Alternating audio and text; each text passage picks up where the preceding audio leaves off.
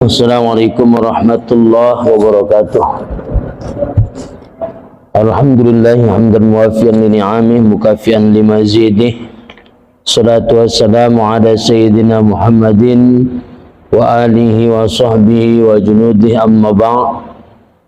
Ikhwan kiram hadirin wal hadirat, Bapak Ibu yang dimuliakan oleh Allah Subhanahu wa taala, kita lanjutkan pengajian tafsir kita.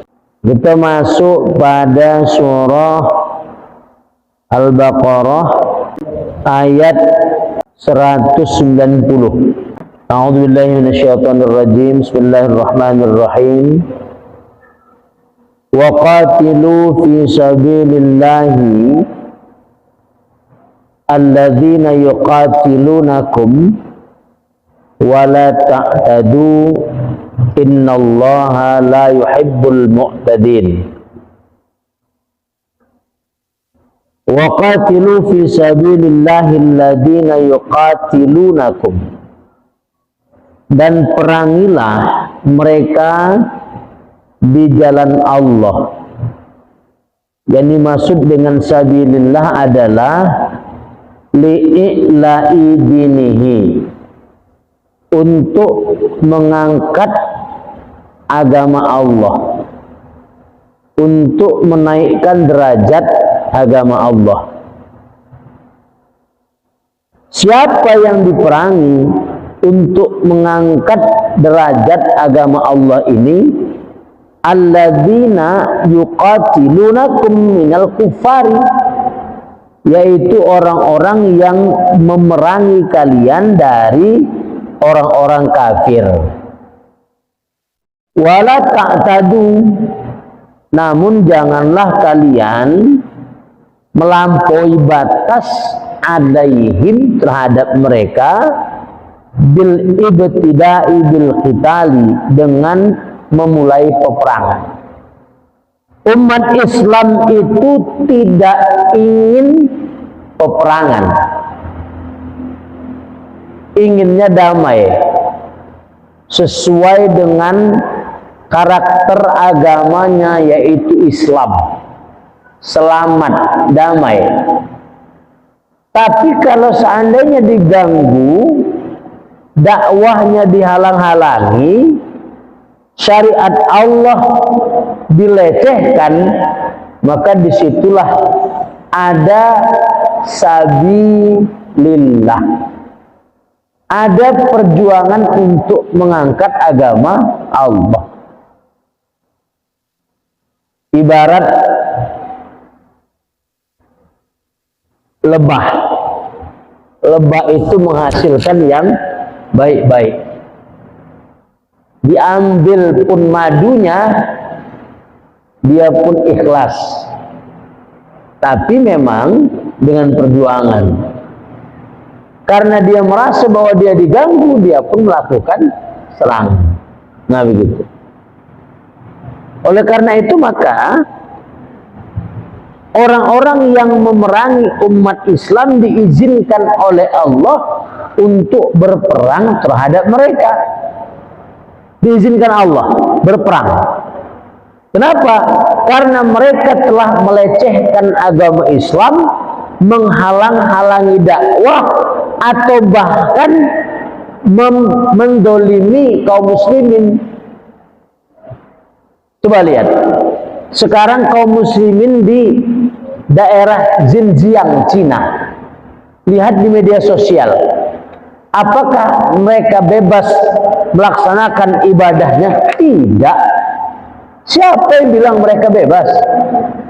Di India bahkan ada kasus orang yang beragama Islam itu tidak boleh sekolah di tempat-tempat yang dianggap sekolah favorit, sekolah negeri misalnya. Atau bahkan kaum muslimin di India dibully. Di daerah Filipina, Thailand, bahkan umat Islam di sana tidak dikasih KTP, kartu tanda penduduk. Di Amerika juga sama. Banyak orang yang melecehkan umat Islam, memang umat Islam hari ini menjadi makanan yang empuk dari orang-orang kafir. Kenapa? Karena umat Islamnya sendiri berpecah. Umat Islamnya sendiri tak bersatu. Umat Islam yang ada di Indonesia ini aja, kalau udah mau pemilu saling ejek mengejek. Satu diejek kampret, satu diejek cebong, ya kan? Cebong, kampret, kampret, cebong, cebong, kampret. Hah? Jadi begitulah. Di mana umat Islam bersatunya? Belum. Negeri-negeri Islam juga saling mengintai, saling menjatuhkan. Bahkan di Timur Tengah itu berlomba-lomba untuk membuat gedung pencakar langit yang paling megah. Dulu ada menara Khalifa yang paling tinggi, sekarang sudah mulai ada imbangnya, lebih tinggi lagi. Arab Saudi pun ingin membangun gedung pencakar langit lebih tinggi lagi. Oh, berlomba-lomba. Itu apa? Untuk memperlihatkan kebanggaan mereka terhadap dunia. Oh, ternyata negara ini paling kaya. Bukan berlomba-lomba untuk membantu saudaranya, bukan. Tapi berlomba-lomba untuk kemegahan terhadap dunia. Inilah yang disebutkan Nabi, salah satu tanda akhir zaman, salah satu tanda-tanda kiamat akan datang adalah banyaknya negeri-negeri yang saling berlomba memperlihatkan keadaan dunianya, gitu. Termasuk misalnya banyak masjid yang megah-megah tapi isinya juga kosong. Nah, itu juga termasuk tuh salah satu tanda hari kiamat. Bukan salah masjidnya megah, tidak, kosong masjidnya itulah yang salah. Kenapa? Terkadang orang hanya memikirkan bagaimana membangun masjid, tapi tak berpikir bagaimana memakmurkan masjid. Harusnya dua-dua. Masjid sudah megah, bagaimana caranya kita memakmurkannya? Dua-dua. Sehingga kedua-duanya termasuk upaya yang sangat mulia. Lebih parah lagi, sudahlah dia pelit, tak mau berinfak ke masjid, memakmurkannya pun tidak. Nah, itu parah lagi kan. Nah, itu lebih parah itu. Karena itu maka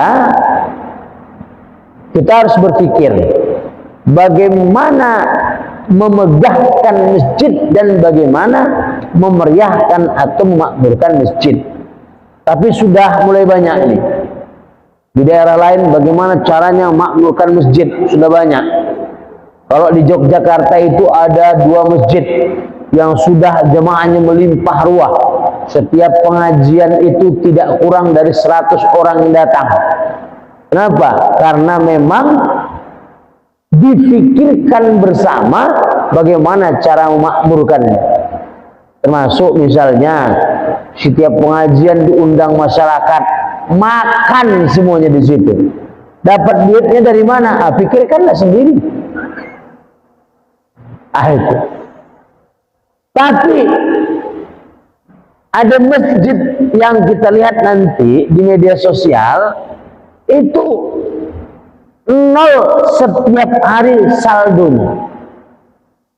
Besok bertambah lagi, 0 lagi, dibelikan ini segala macam, 0. Bertambah lagi, bahkan sepeda motor orang hilang di masjid diganti yang baru. Kalau kita kebanyakan sendal hilang di masjid, sudah ikhlaskan saja. Jadi orang berpikir begitu. Berpikirnya itu adalah untuk fisabilillah, bersatu, jangan berpecah. Sekarang yang terjadi justru memperlihatkan keterpecahan. Satu bilang pengkhianat, satu bilang apa ya, satu bilang penjilat, macam lah itu. Satu bilang pengkhianat, satu bilang penjilat. Macam. Untuk apa itu? Untuk saling memperebutkan kedudukan dunia. Nah, ini mau pemilihan umum kepala negara, presiden, mau pemilihan umum lagi, anggota dewan. Masing-masing cari warganya. Yang dulunya tak peduli dia kepada perwilitan, sekarang mulai peduli. Yang dulunya dia tak peduli kepada masjid, mulai peduli sekarang. Jadi mulailah. Yang dulunya mungkin ya pecinya lama tak terganti-ganti, mulai ganti peci yang baru. Mulai bagi-bagi, mulai menjadi dermawan. Saya berpikirnya begini, enakkah jadi kepala negara? Enak. Buktinya udah 5 tahun, minta 5 tahun, bahkan minta seumur hidup lagi. Enakkah jadi kepala desa? Enak. Banyak sekarang. Udah 5 tahun, nyalon lagi 5 tahun. Bahkan dia mungkin minta lagi 3 periode jadi kepala desa. Enak, ya kan? Jadi kepala dusun saya tak tahu enak apa enggak. Ada kepala dusun sini? Tak ada. Saya tak tahu enak atau enggak jadi kepala dusun. Pertanyaannya begini, di akhirat nanti begitu diperlihatkan azab oleh Allah di dalam Al-Quran maupun Al-Hadis, tak pernah kita mendengar ada orang yang minta kembali ke dunia ini untuk menjadi kepala negara. Tak ada. Ya Allah, balikkan aku ke dunia ya Allah. Kalau seandainya aku kau balikkan ke dunia, aku akan jadi kepala negara yang baik-baik. Tidak ada. Atau menjadi kepala kepala desa ya Allah yang baik-baik. Ada? Tak ada. Tetapi Al-Quran menyatakan ketika nanti orang dihadapkan azab di hadapan Allah, yang dia minta itu 2 saja. Balikkan aku ke dunia ya Allah, aku akan beramal soleh yang banyak, sholat tepat waktu, berjemaah, berzikir kepada Allah. Kalau ada uang misalnya dikasih, dizakatkan, itu amal soleh. Yang kedua, dia minta ya Allah balikkan ke dunia aku, kalau aku balik ke dunia aku akan berinfak yang banyak-banyak ya Allah. Cuma 2 permintaan, beramal soleh, berinfak. Itu dalam Al-Quran itu berinfak itu ada. Orang akan menyesal nanti di akhirat karena infaknya tidak banyak, sedekahnya tidak banyak. Misal tak pernah itu ada. Ya Allah balikkan aku ke dunia, aku akan jadi kepala, aku akan menjadi kepala negara ya Allah, akan menjadi camat ya Allah, menjadi bupati. Enggak ada. Kenapa? Karena amanah itu kalau tidak dilaksanakan dengan baik, bahkan akan menjadi dosa, penyesalan. Bahkan seorang kepala negara yang menokohi rakyatnya, mendolimi rakyatnya, diharamkan oleh Allah untuk masuk ke dalam surga. Bayangkan. Coba, ini kejadian di mana nih? Di Batam. Wow, itu perang itu. Kenapa? Ya itu tadi, tidak ada kesepakatan antara pemerintah dengan rakyat. Akhirnya rakyat merasa didolimi, pemerintah merasa benar dengan kekuasaannya itu. Masing-masing. Ini sampai di akhirat nanti pun ini akan bersoal nanti ini. Rakyat akan menuntut kepala negaranya. Pasti. Kenapa? Hak mereka telah didolimi. Hak mereka telah disia-siakan. Nah oleh karena itu maka apa yang terjadi di belahan dunia ini antara kebatilan dengan yang hak itu pasti ada. Yang hak pasti melawan kebatilan. Hak itu digambarkan orang-orang yang beriman. Kebatilan itu digambarkan dengan orang-orang yang kafir.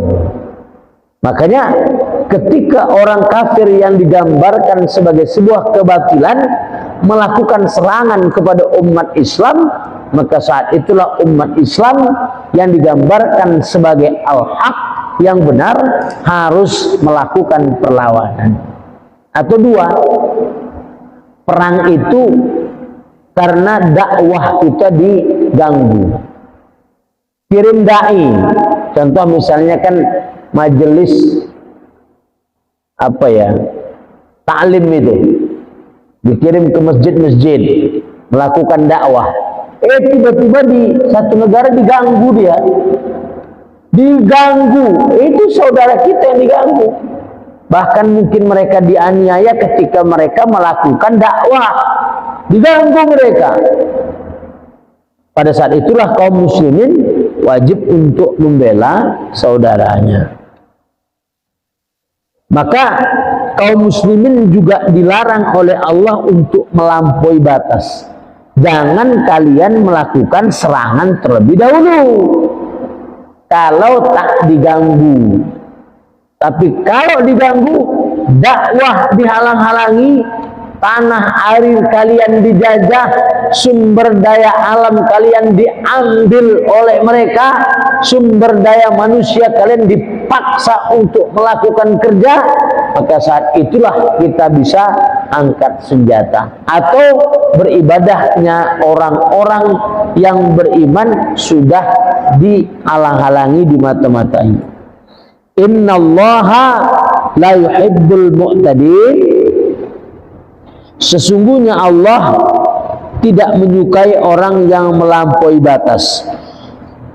Al-mutajawizina ma hadda lahum wa hadza mansukhun bi ayati bara'atin. Sesungguhnya Allah tidak menyukai orang yang melampaui batas. Ayat ini telah dinasakh dengan ayat bara'ah.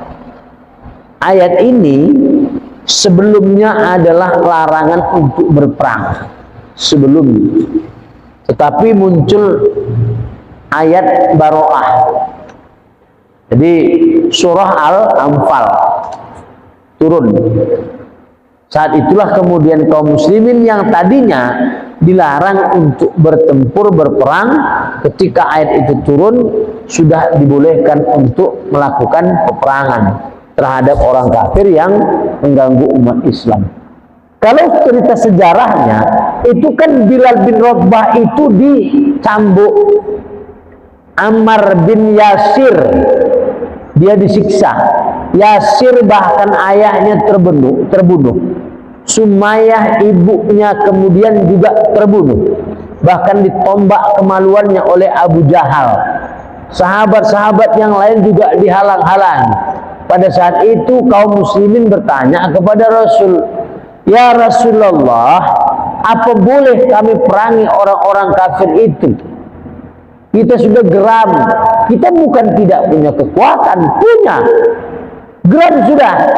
Tapi saat itu ayat tentang diizinkannya berperang belum diturunkan oleh Allah, sehingga Rasulullah SAW menyatakan, "Lam nu'bar bidalik ba'du." Kita belum diperintahkan perang, masih dakwah. Setelah turun Quran surah Al-Anfal, surah Bara'ah, maka saat itulah kemudian umat Islam diizinkan untuk berperang. Dan termasuk juga ayat berikut ini disebutkan oleh Allah, waqtuluhum haitsu saqiftumuhum wajadtumuhum. Dan perangilah orang-orang kafir itu di mana saja mereka kamu dapati. Wa akhrijuhum min haitsu akhrajukum. Dan keluarkanlah orang-orang kafir itu sama seperti mereka mengeluarkan kalian dari kampung kalian. Coba, sama. Ketika mereka memerangi kalian, perangi mereka.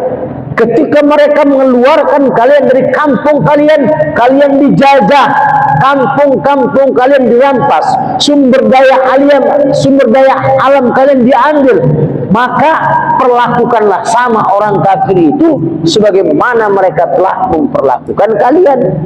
Dan inilah yang terjadi pada Amul Fathi, pada masa Rasulullah SAW melakukan Fathu Makkah, pembebasan kota Mekah. Itu dikasih syarat, orang kafir yang ada di Mekah, syarat dari Muhammad utusan Allah.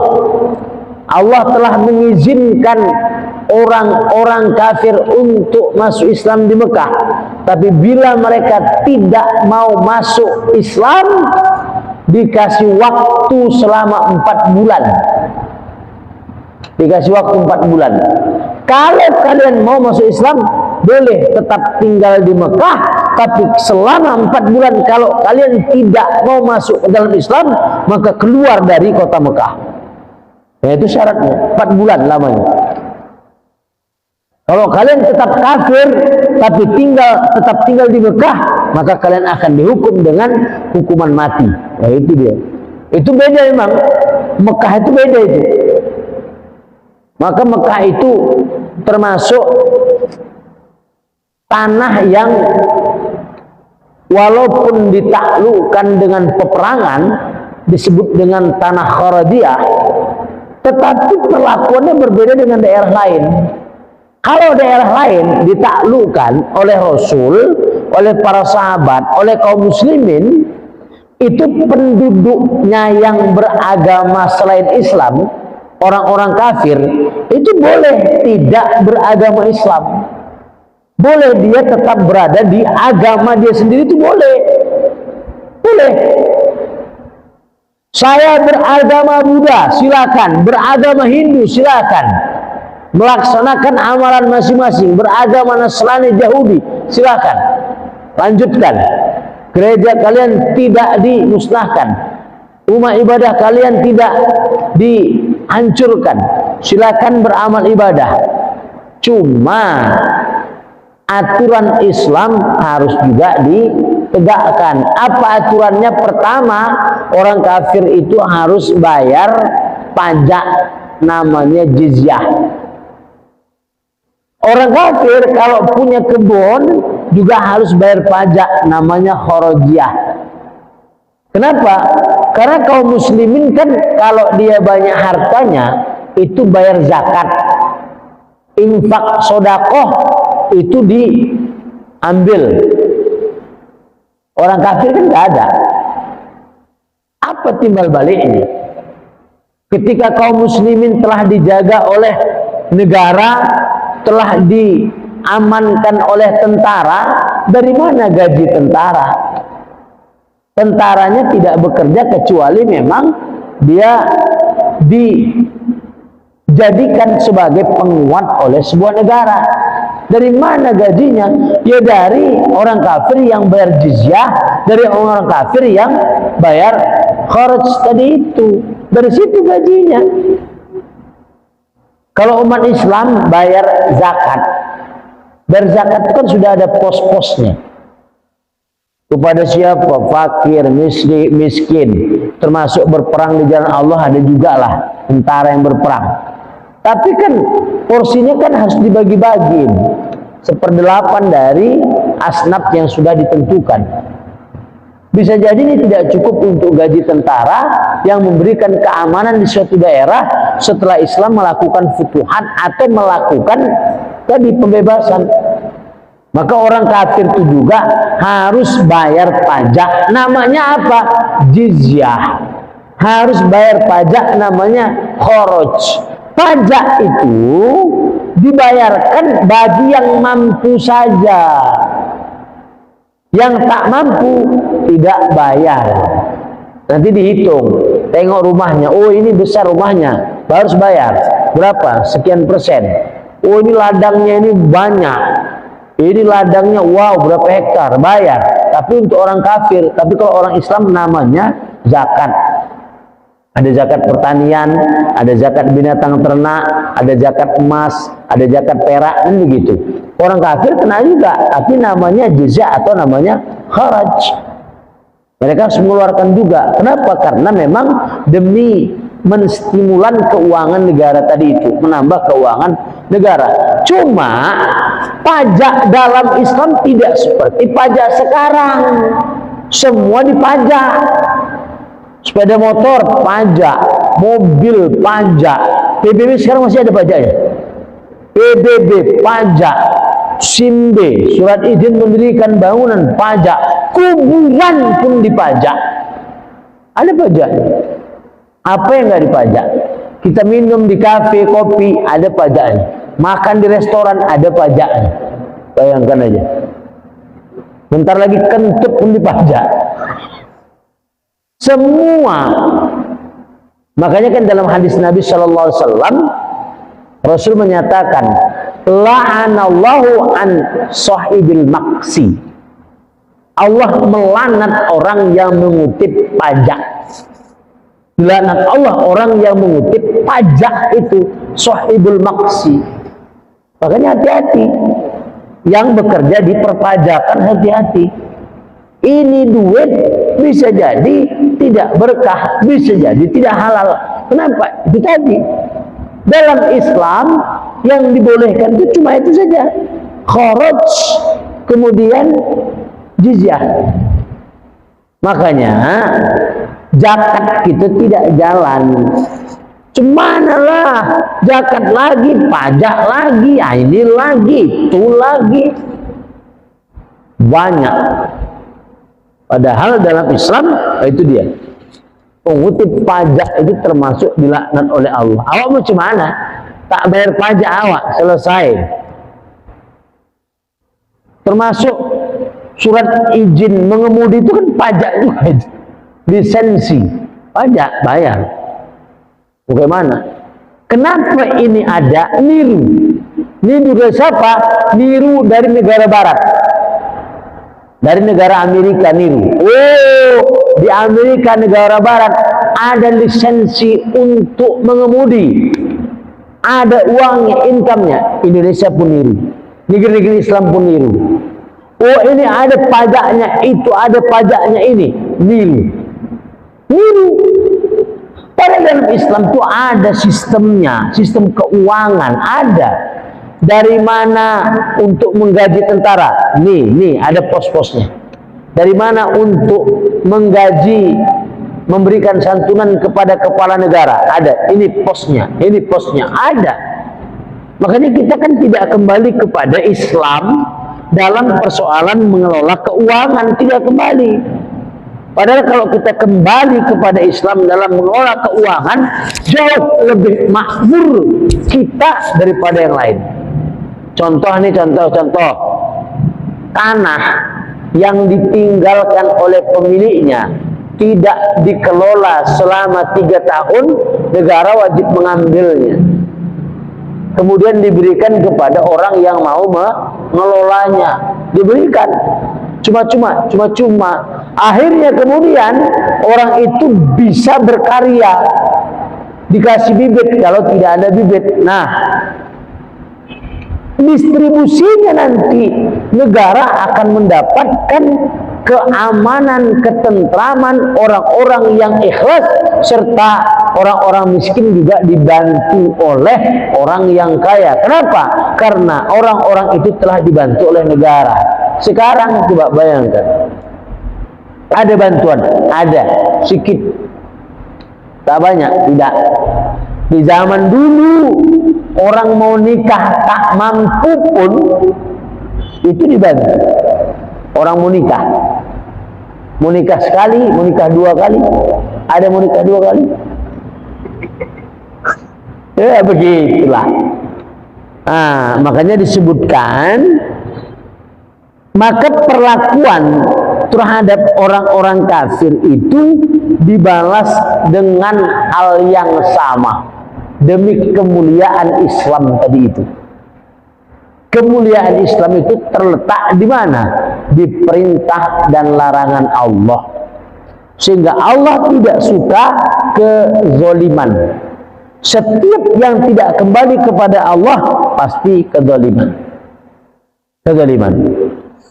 Akhirnya Allah menyatakan wal fitnatu asyaddu minal qatli. Dan fitnah, kekafiran yang terjadi di mana-mana, kekafiran yang menyerang kaum muslimin, kesyirikan yang terjadi di mana-mana, kesyirikan yang akhirnya menyerang kaum muslimin itu lebih besar dosanya dari peperangan yang kalian lakukan terhadap mereka. Artinya apa? Kesyirikan itu harusnya 0 angkanya, kekafiran itu harusnya 0.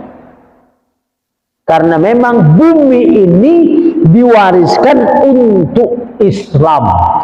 Bumi ini diwariskan oleh Allah kepada umat Islam. Bumi ini diwariskan oleh Allah supaya diatur dengan aturan Islam. Cuma yang terjadi tidak seperti itu.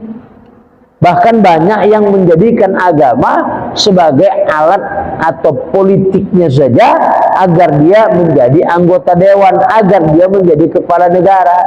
Muncullah sekarang yang aneh-aneh. Video klip azan, ada salah satu calon kepala negaranya di sana. Sebelumnya ada, tak ada. Ini mulai ada.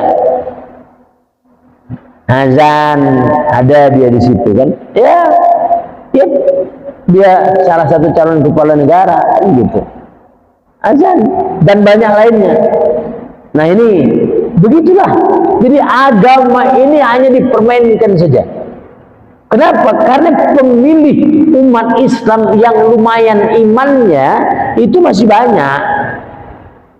Kalau saya dulu di kampung-kampung, nek-nek tua-tua tuh gini, mak, kalau bahasa Melayu dia begini, main lagi Ka'bah lah, gitu dia. Mana lagi? Gitu. Apa meneh? Yo Ka'bah. Oh meneh. Yo kalau dulu begitu tuh. Ka'bah. Islam kok gitu. Islam Ka'bah lah. Dulu gitu. Tapi ternyata Ka'bah hanya sebuah Ka'bah. Orang-orang yang berlindung dalam Ka'bah itu hatinya juga tidak seperti Ka'bah. Nah, itu yang jadi persoalan kita sekarang. Akhirnya khawatir nanti kita takut ada orang jualan babi cap Ka'bah. Ini yang jadi persoalannya.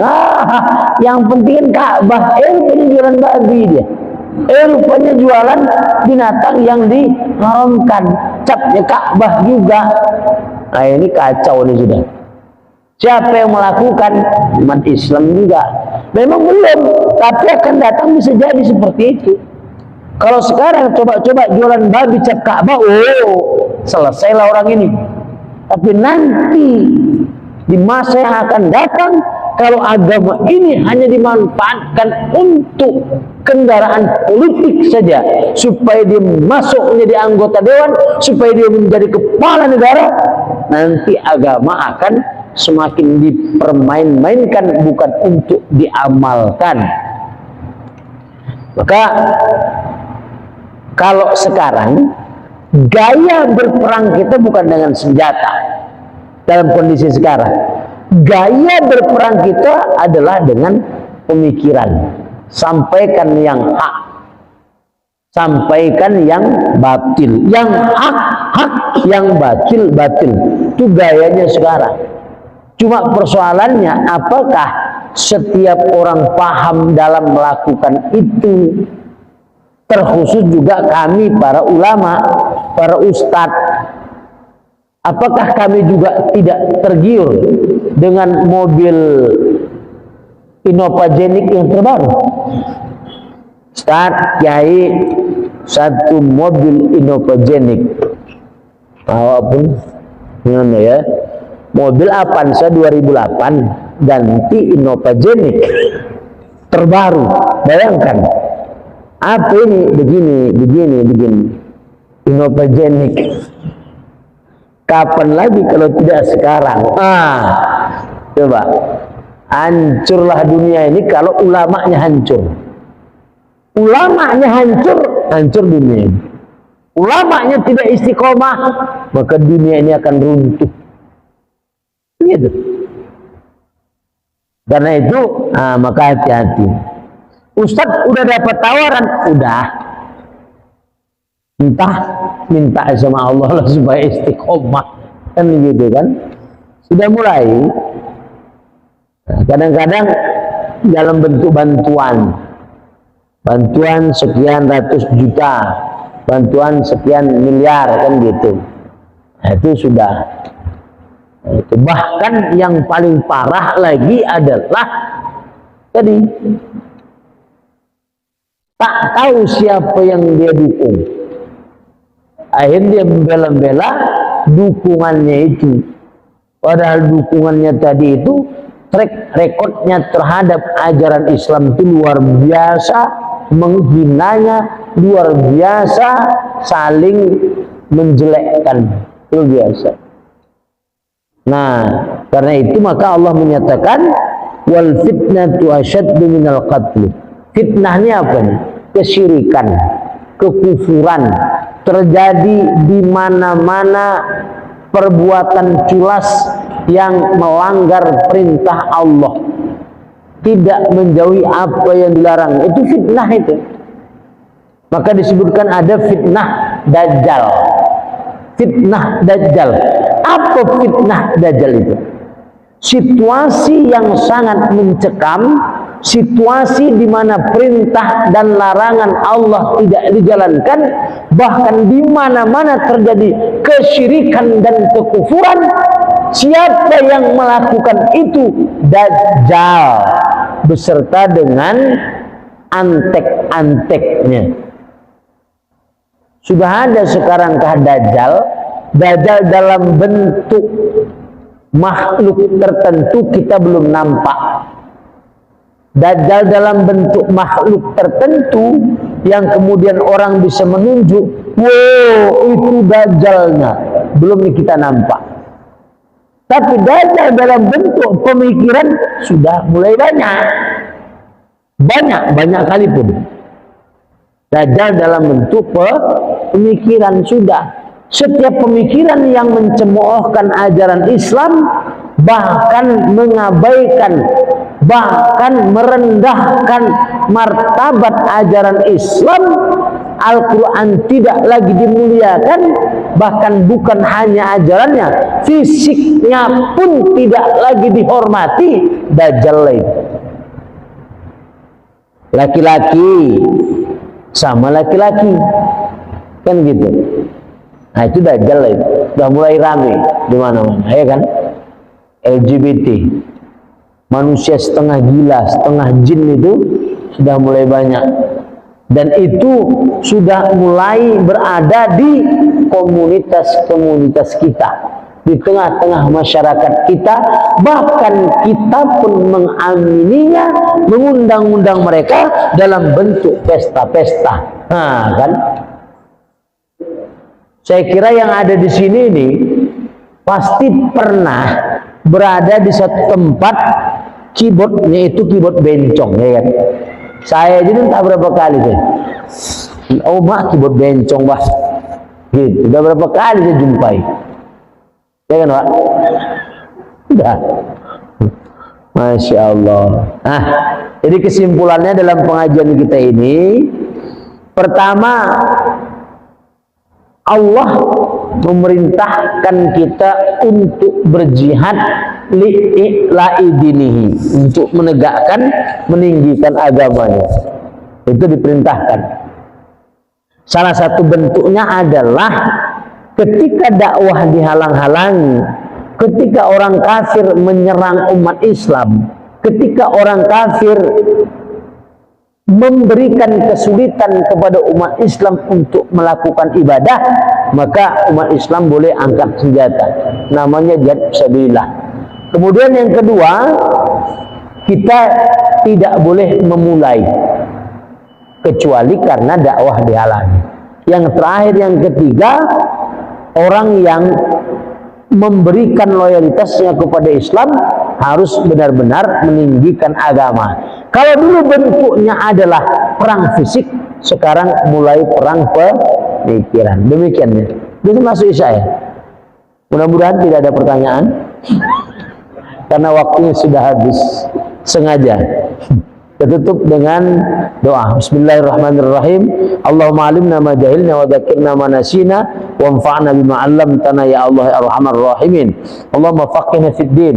Allahumma faqihna fid din mujibat du'a'i sa'ilin. Wassallallahu wasallam alaihi. Alhamdulillahirabbil alamin. Ila liqa' ma'as salamah. Assalamualaikum warahmatullahi wabarakatuh.